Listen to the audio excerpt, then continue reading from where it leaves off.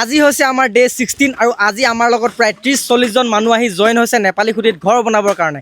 আজি আমি নেপালী খুঁটিৰ ৰাস্তা কিনাৰত থকা মানুহসকলৰ বাবে ঘৰ বনাই আছোঁ আৰু আমি আজি একেলগতে 3খন ঘৰৰ কাম আৰম্ভ কৰিছোঁ।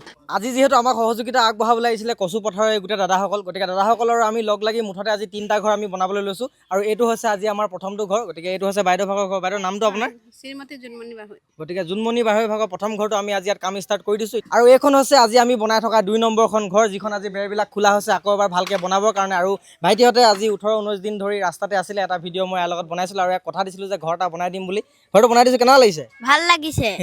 এইডোখৰ জেগাতে এটা খুব ধুনীয়া ঘৰ আছিলে, যিটো ঘৰ বানপানীয়ে সম্পূৰ্ণৰূপে ধ্বংস কৰিলে আৰু সেই ঘৰটো আছিলে আমাৰ ভাইটি ভাগৰ, যাৰ ঘৰটো আজি আমি বনাই দিছোঁ আৰু এইখনেই হৈছে আজি আমি বনাই থকা 3 নম্বৰখন ঘৰ। যিহেতু আজি আমাৰ লগত কচু পথাৰৰ 30-40 জন মানুহ কামত লাগি আছে, গতিকে কচু পথাৰৰ পৰা যিসকল দাদা আহিছিলে তেওঁলোকে বনাই আছে খিচিৰি।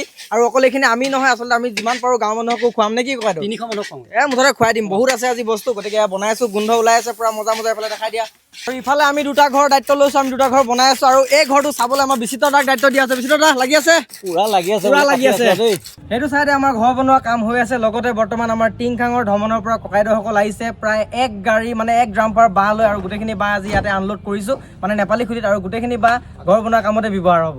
আজি আমি যিহেতু 3খন ঘৰ সম্পূৰ্ণ কৰাৰ কথা দিছিলোঁ, কিন্তু কথাটো হৈছে কি আমি 2খন ঘৰৰ কাম ইতিমধ্যে সম্পূৰ্ণ কৰিছোঁ, কিন্তু এইখন ঘৰত কাম লাগিবলৈ বহুত অসুবিধা হৈছে। খুৰা কি হৈছে মানে পুৰা সোমাই গৈছে? মাটিবিলাক একেবাৰে কোমল হৈ আছে, ইয়াত খুঁটা পুতিব নোৱাৰি। আচ্ছা আচ্ছা, মানে ইয়াত 2-3 দিন ৰখিব লাগিব। এখন ঘৰ আমিয়ে বনাম, কথা দিছোঁ আমিয়ে বনাম এখন।